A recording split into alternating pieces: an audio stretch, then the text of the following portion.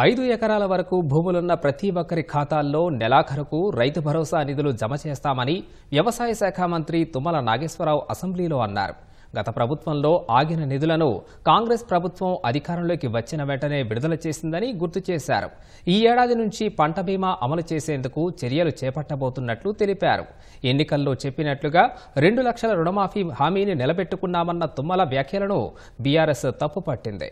Assembly సాక్షిగా ప్రభుత్వం చేతులెత్తేసిందన్న BRS రైతులను దారుణంగా మోసం చేశారని మండిపడింది.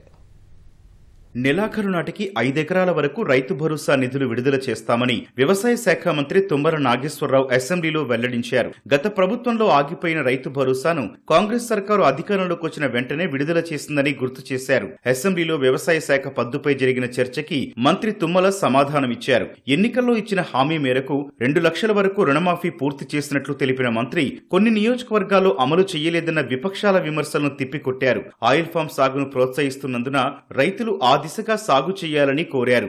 ఈ ఏడాది నుంచి పంట బీమా అమలు చేసేందుకు చర్యలు చేపట్టబోతున్నట్లు తుమ్మల నాగేశ్వరరావు వెల్లడించారు.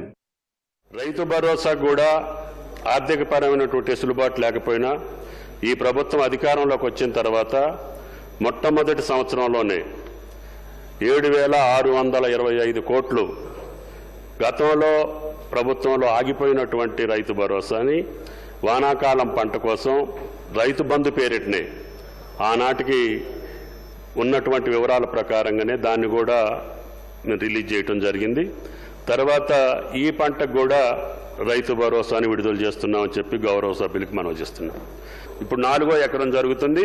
ఈ నెలాఖరికల్లా ఈ 5 ఎకరాలు ఉన్నటువంటి వాళ్ళకు కూడా ఇవ్వటం జరుగుద్ది అని చెప్పి గౌరవ సభ్యులకి మనవి చేస్తున్నాం.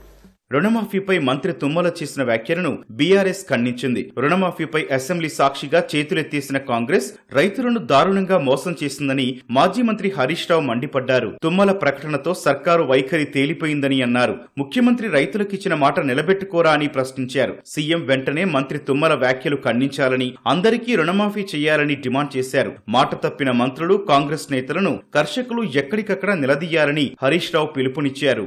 గౌరవనీయులైన వ్యవసాయ శాఖ మంత్రి గారు 2 లక్షల పైన రైతు రుణమాఫీ చెయ్యము అని మరి ఈరోజు మాట తప్పారు. అధ్యక్ష, ముఖ్యమంత్రి గారు 2 లక్షల పైన ఉన్న వాళ్ళు పోయి బ్యాంకులలో డబ్బులు కట్టండి, మీకు కూడా రుణమాఫీ చేస్తామని స్వయంగా రాష్ట్ర ముఖ్యమంత్రి రేవంత్ రెడ్డి గారు చెప్పారు.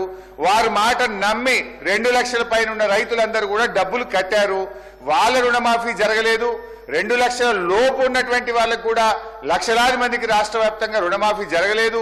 మంత్రి గారేమో రుణమాఫీ అయిపోయిందని వారు ప్రకటించడాన్ని తీవ్రంగా నిరసిస్తూ బీఆర్ఎస్ పార్టీ తరఫున వాకౌట్ చేస్తున్నాం. అధ్యక్ష, అమలు కాని హామీలిచ్చి అమలు చెయ్యకపోతే రైతులు తగిన గుణపాఠం చెబుతారని కేంద్ర హోంశాఖ సహాయ మంత్రి బండి సంజయ్ అన్నారు. కరీంనగర్ జిల్లా జమ్మికుంట కృషి విజ్ఞాన కేంద్రం ఆధ్వర్యంలో నిర్వహించిన కిసాన్ మేళా కార్యక్రమానికి హాజరైన ఆయన అక్కడి స్టాళ్లను పరిశీలించారు. కేంద్రం రైతుల సంక్షేమం కోసం అనేక పథకాలు ప్రవేశపెడుతుందన్నారు. వ్యవసాయ రంగానికి బడ్జెట్లో మరిన్ని నిధులు కేటాయించాలని కొత్తగూడెం ఎమ్మెల్యే కూనంనేని సాంబశివరావు కోరారు. రాష్ట్రంలో 22 లక్షల మంది కౌలు రైతులున్నారని, వారందరికీ రైతు భరోసా, రైతు బీమా ఇవ్వాలని డిమాండ్ చేశారు.